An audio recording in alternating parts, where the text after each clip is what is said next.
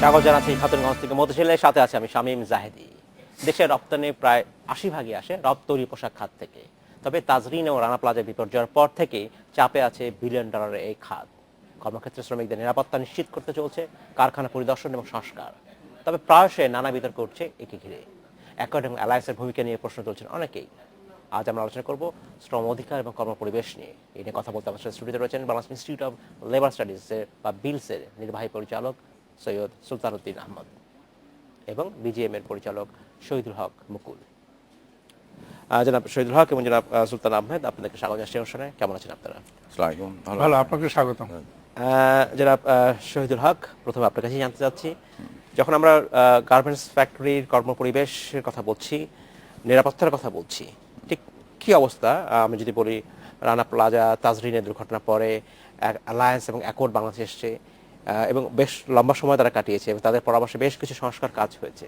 ঠিক এই অবস্থায় আপনি যদি সার্বিকভাবে অবস্থায় মূল্যায়ন করেন। আসসালামাইকুম, এটা ভালো প্রশ্ন। আপনারা জানেন যে তাজরিন এবং রানা প্লাজার পরে আমাদের একটা ওয়েক আপ কল। আসলে সত্যিকারে বলতে গেলে যে নিরাপত্তাটা ইস্যু, এটা নিয়ে আমাদের দেশে সেই কালচারটা নাই, যে কর্মপরিবেশের নিরাপত্তা বিরাট ব্যাপার। এটা মানে আগে সেভাবে আমরাও দেখতাম না, সেরকম আমাদের উপরে ইন্সপেকশনও সেরকম ছিল না। এখন আপনার অ্যাকর্ড এবং অ্যালায়েন্স আসার পরে এবং আইএলও যেটা আমরা এনআইএতে করি, সেই জায়গায় একটা জিনিস আছে যে তারা আমাদের প্রথম বিল্ডিংগুলি করলো এবং আপনারা দেখেন যেখানে মাত্র 2% বিল্ডিং তারা পাইলো, যেটা আসলে খারাপ বিল্ডিং, জি, বাকিগুলি রিমেডিয়েশন চলতেছে। সমস্যা হয়ে গেল, আমরা ধরেন একটা ফ্যাক্টরি এক্সিস্টিং আছে, এই ফ্যাক্টরির আমরা কাজের পরিচালনা করে আমাদের রিমেডিয়েশন করতে হচ্ছে। তো ওরা যেই দ্রুত করার কথা ছিল সেই দ্রুত আসলে এটা হচ্ছে না। তবে ইতিমধ্যে গত 1-1.5-2 বছরে অনেক আগে, কারণ অল্প কিছু কাজ বাকি আছে। আপনারা জানেন যে অ্যাকর্ড অ্যালায়েন্স এসেছে, আর যেটা আমাদের আইএলওর মাধ্যমে করা হচ্ছে সেটা এখন একটাই সময় যেখানে ফাইন্যান্সিয়াল ইনভলভমেন্ট আছে, প্লাস কিছু নিয়ে আমাদের সাথে তাদের একটু দ্বিমত আছে। রাইট, হ্যাঁ, কারণ তাদের দেশের নিরাপত্তা, আমাদের ল, এগুলো অনেক কিছু ব্যাপার আছে, যার জন্য আমাদের সাথে তাদের সাথে নেগোসিয়েশন চলতেছে। ইনশাল্লাহ ঠিক হয়ে যাবে আমরা খুব দ্রুতই, কারণ ফাইন্যান্সিয়ালি আপনারা জানেন যে একটা এই ইনভেস্টমেন্টটা সম্পূর্ণ মানে একদম মালিকের ইয়ে থেকে এখানে আমাদের কোনো রিটার্ন ব্যাক নিজেই করতে হচ্ছে, হ্যাঁ, রিটার্ন ব্যাক নাই। তো ইনশাল্লাহ 2018 আগেই আমরা এটা কমপ্লিট হয়ে যাবে আর কি। ধন্যবাদ। আমি আপনার কাছে ফিরার পরে জনাব সুলতানুদ্দিন আহমেদ, আপনার কাছে আমি জানতে চাচ্ছি যে যখন বলছি আমরা পোস্ট রানা প্লাজার ঘটনা বা পোস্ট তাজরিনের ঘটনাকে আমরা মূল্যায়ন করি, অ্যালায়েন্স এবং অ্যাকর্ডের যে পরামর্শ পরে এখন আমরা কি আমাদের নিরাপত্তার ক্ষেত্রে আমরা যদি বলি কর্মপরিবেশ এবং শ্রমিকদের কর্মপরিবেশ এবং বিল্ডিংয়ের নিরাপত্তা, ভবনের নিরাপত্তা বিষয়কে কতটা নিরাপদ বলে আপনি মনে করেন? ধন্যবাদ। মানে কতটা নিরাপদ এটা খুবই আপেক্ষিক, বলা আপেক্ষিক, কারণ ঘটনা তো যে কোনো সময় ঘটে যেতে পারে। এখানে যেটা আলোচনা আর একটা হচ্ছে, খুব চমৎকারভাবে শুরু করছেন শহীদুল হক ভাই, যে নিরাপদ কর্মপরিবেশের নিরাপত্তার যে সংস্কৃতি, এটা আমাদের ছিল না। এটা খুব গুরুত্বপূর্ণ এই শব্দটা, যে একদম ভিতর থেকে মানে উঠে আসা, ভিতর থেকে তাড়না বোধ করা যে আমি যে কোনো একটা কাজ করতে গেলে সেটা আগে নিরাপদ করব, তারপর সবকিছু। এটা তাজরিন রানা প্লাজার পরে এটা আমরা মানে এই বোধটা আমাদের হয়েছে, যে সংস্কৃতি ছিল না, এই সংস্কৃতি আমাদের প্রতিষ্ঠা করতে হবে। কিন্তু সংস্কৃতি তার একদিনে প্রতিষ্ঠা হবে না, বা চাপেও প্রতিষ্ঠা হবে না, এটা নিজে তৈরি হতে হবে। এখন যে প্রশ্নটা, যে অ্যাকাউন্ট অ্যালায়েন্সের পরে অবশ্যই নিরাপত্তার ক্ষেত্রে অনেক অগ্রগতি হয়েছে। দুটো ক্ষেত্রে অগ্রগতি অবশ্যই হয়েছে, যেটা আমাদের মানতে হবে। সেটা হচ্ছে নিরাপত্তার ক্ষেত্রে, আরেকটি হচ্ছে শ্রম পরিদর্শন ব্যবস্থার ক্ষেত্রে। কিন্তু এখানে আমাদের যে জিনিসগুলো বিবেচনায় রাখতে হবে সেটি হচ্ছে, শ্রমক্ষেত্রটা কিন্তু একটি জটিল এবং বহুমাত্রিক ক্ষেত্র। আচ্ছা, এটা কোনো একক ক্ষেত্র না, কিন্তু এখানে আপনি একটা বিষয়ে শুধু গুরুত্ব দিলেই কিন্তু হবে না। যেমন নিরাপত্তার ক্ষেত্রে করতে গিয়ে যেটা উনি বললেন, এর সাথে আমাদেরও একটা অবজারভেশন, সেটা হচ্ছে যে একটা হচ্ছে যে অনেক অনেক ব্যয়বহুল হয়ে যাচ্ছে ব্যাপারটা। আরেকটি হচ্ছে এটা করতে গিয়ে কিন্তু শ্রমিক চাকরি হারাচ্ছে। এই দুটো কিন্তু ওখানে বিবেচনা রাখা উচিত ছিল, যে আমি যখন আন্তর্জাতিকভাবে একটি সংস্কার কর্মসূচি হাতে নেব, কেন এর সাথে চাকরি হারাবে কেন? অনেক কারখানা বন্ধ হয়ে যাচ্ছে না। আচ্ছা, ওই শেয়ার বিল্ডিং গুলো, অনেকগুলো যারা কমপ্লাই করতে পারতেছে না খুব তাড়াতাড়ি, তাদের বন্ধ হচ্ছে। সুতরাং এখানে একটি আন্তর্জাতিক প্রক্রিয়া, সংস্কার প্রক্রিয়া, যার সাথে রাষ্ট্র জড়িত, আন্তর্জাতিক সম্প্রদায় জড়িত শ্রমিক আন্দোলন, ব্যবসা, সেখানে কিন্তু এই দুটো খুব গুরুত্ব সহকারে বিবেচনা রাখা উচিত ছিল। যে একজন একটি কারখানা যখন ক্ষতিগ্রস্ত হবে তার সুরক্ষা কবচ কি হবে। কারণ আপনারা তো মূল উদ্দেশ্য কি? মূল উদ্দেশ্য হচ্ছে শ্রমিক এবং কারখানার নিরাপত্তা নিশ্চিত সার্বিক করা। নিরাপত্তা, অর্থাৎ তাই না? চাকরি নিরাপত্তা। এখন আপনি জীবনের নিরাপত্তা গুরুত্বপূর্ণ, জীবিকার নিরাপত্তা কিন্তু গুরুত্বপূর্ণ। তাহলে এটা একটু আমার দৃষ্টিতে এটি কিন্তু আন্তর্জাতিক প্যাকেজ প্রোগ্রাম হয় না, আচ্ছা, এটা এক পেশা হয়ে যায়। এক পেশে হয়ে যায়। কারণ যে শ্রমিক আজকে চাকরি হারাচ্ছে তার কাছে কিন্তু তার ওই পরিবারের, আমাদের দেশে কোনো সামাজিক নিরাপত্তা কর্মসূচি নেই। চাকরিটাই আসলে তার নিরাপত্তা। আজকে চাকরি হারানো মানেই হচ্ছে তার পরের দিনই তাকে ঘর ছাড়তে হবে, না খেয়ে থাকতে হবে। এই একটা জিনিস। আরেকটা হচ্ছে কিছু হচ্ছে একদম খুব আমার দৃষ্টিতে, আমি বলতেছি না যে অ্যাকর্ড অ্যালায়েন্স কোনো গুরুত্বপূর্ণ কাজ করে, অবশ্যই তারা গুরুত্বপূর্ণ কাজ করতেছে। তারা উদ্যোগটা শুরু হয়েছে বলেই আমরা একটা আস্থা অর্জন করতে পেরেছি আন্তর্জাতিক পর্যায়ে। অবশ্যই পেরেছে। কিন্তু কিছু খুব সাদামাটা হয়ে যাচ্ছে, যেমন এখানে আমি একটু শুধু আমরা হেল্প করি। এখানে আমি নিজে একটা নতুন বিল্ডিং করতে যাচ্ছি, সবচেয়ে বড় সমস্যা আচ্ছা, আমরা কোনো ওয়ান স্টেপ সার্ভিস পাচ্ছি না। অ্যাবসলিউটলি, ধন্যবাদ। আমরা নিব তার আগে ছোট্ট একটা বিরতি। আমরা নিচ্ছি ছোট্ট একটা বিরতি, আমাদের সাথে থাকবেন, ফিরছি এক্ষুনি। ফিরছি আবার আলোচনায়। জনাব শহীদুল হক, আপনি বলছিলেন যে ওয়ান স্টপ সার্ভিস পাচ্ছেন না আপনি যখন সংস্কারের কথা হ্যাঁ, বলছেন। এই সংস্কারটা এখানে আমাদের অনেকগুলো ব্যাপার আছে। ধরেন ফায়ার সেফটি, বিল্ডিং, যে বিল্ডিং এর কনসালটেন্সি, সব ওয়ান স্টেপ কোথাও পাবেন না, আপনার দাঁড়ায় দাঁড়িয়ে ঘুরতে হবে। আচ্ছা, এবং ফায়ার নিরাপত্তার জন্য আপনাকে হ্যাঁ, একটা আলাদা আপনার যদি আপনার একটা নতুন বিল্ডিং নতুন শিফট করবেন, আপনি যদি অ্যাকর্ড অ্যালায়েন্সের মানে তাদের সাজেশন অনুযায়ী যে বিল্ডিংটা করবেন, কোনোটা আপনি ওয়ান স্টেপ পাবেন না। বিভিন্ন জায়গায় বিভিন্ন এবং ডিফারেন্স আপনি ওপিনিয়ন পাবেন, যার জন্য আমাদের এই এটা অনেক স্লো হয়ে যাচ্ছে। আর একটা জিনিস জানতে চাই যে অ্যাকর্ড এবং অ্যালায়েন্সের মেয়াদ শেষ হচ্ছে 2018 সালের জুন মাসে বোধহয়। এরপরে বিভিন্ন সময় একটা বিতর্ক দেখা গেছে যে বলা হচ্ছে যে তারা অনেকেই আগ্রহ প্রকাশ করেছে অ্যাকর্ড, তারা আসলে এটা কন্টিনিউ করতে চায়। বাংলাদেশের এন্টারপ্রেনার বলছেন যে এর মধ্যেই বাংলাদেশি যারা এন্টারপ্রেনার আছে, বাংলাদেশি যে গভর্নমেন্ট অথরিটি আছে, তারা স্বয়ংসম্পূর্ণ হতে পারবেন। বাংলাদেশ আমি বলি, আমি মানে আমাদের যাদের পয়েন্টগুলো আমরা পেয়ে গেছি, এবং আমরা মনে করি আমাদের বাংলাদেশে অনেক ইন্টেলিজেন্ট।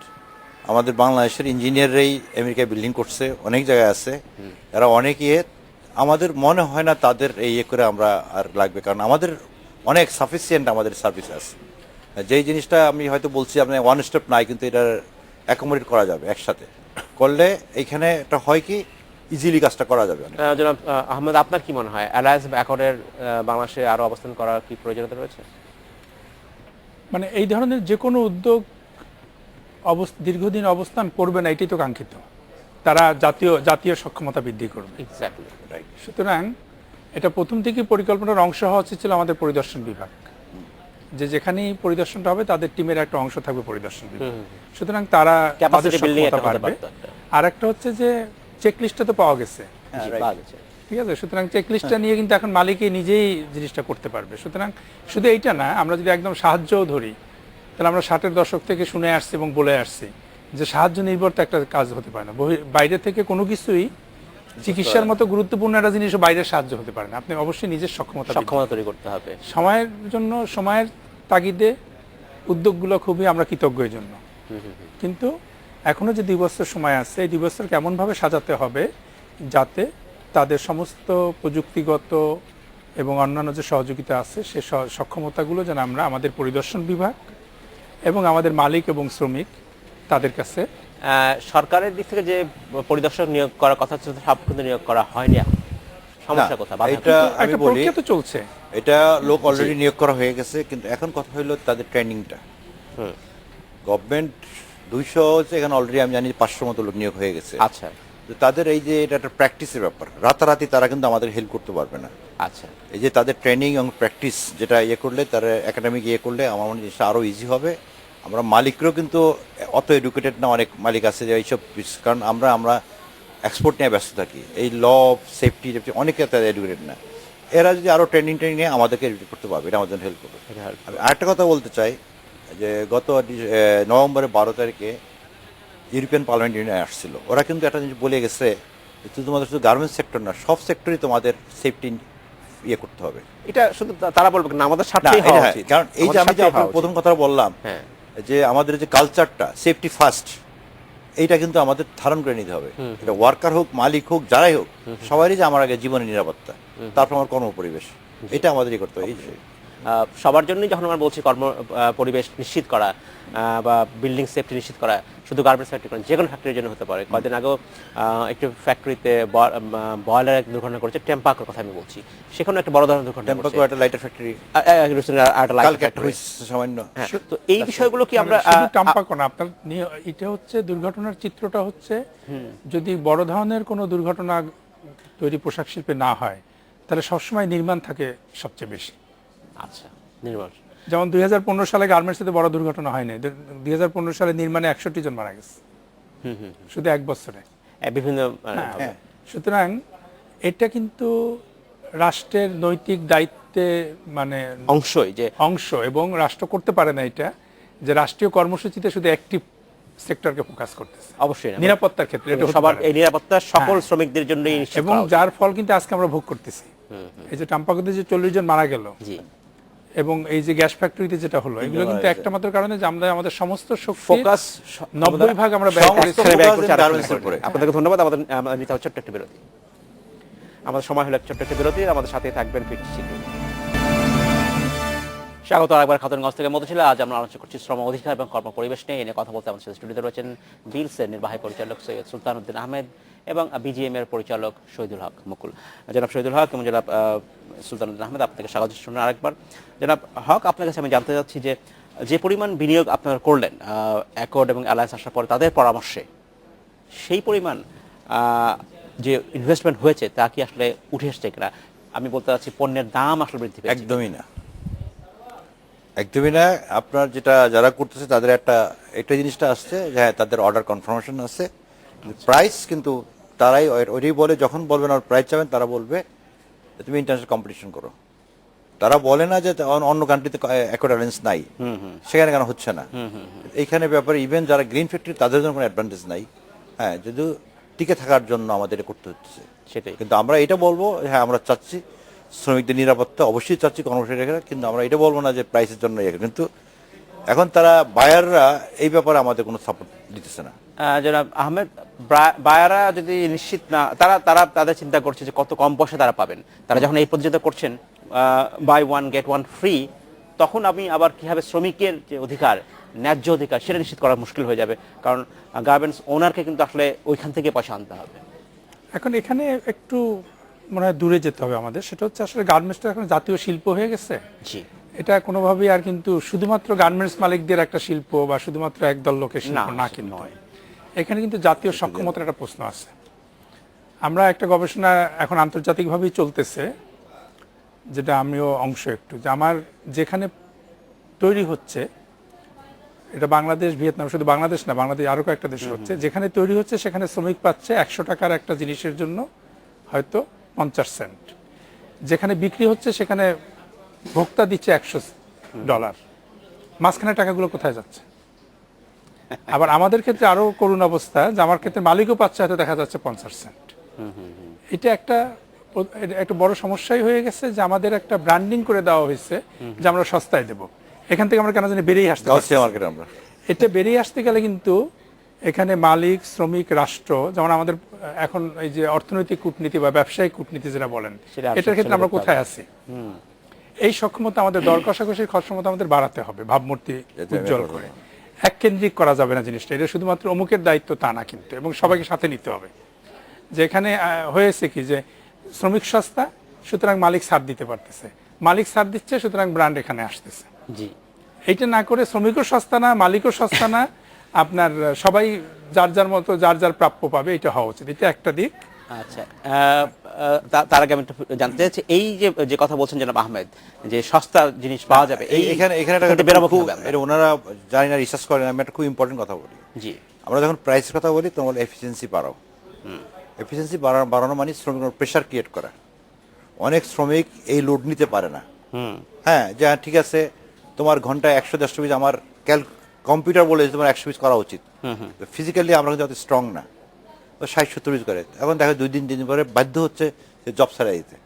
আচ্ছা, এটা কিন্তু খুব ইম্পর্টেন্ট। কেউ কিন্তু কথা নিয়ে বলে না। তোমরা তো শ্রমিকের রক্ত চুষতেছো, মানে অনেস্টলি বলতে গেলে অনেকেই হয়তো বলছেন। হ্যাঁ, এটা বলছে না, কারণ সে চাচ্ছে তার প্রাইসটা ইয়ে করে আমার শ্রমিকের এফিসিয়েন্সি বাড়ায়। অ্যাবসলিউটলি, যে আপনি বলছিলেন যে আর একই কথা, আমাদের এটি নিয়ে কোনো বিরোধ, আমি বলছি যা গার্মেন্টস তো এখন কোনো পক্ষের শিল্প না, হ্যাঁ এটা জাতীয় শিল্প, জাতীয়ভাবে দেখতে হবে। এবং এখানে রাষ্ট্রের একটা বড় ভূমিকা আছে সবার সক্ষমতা বৃদ্ধির, এক।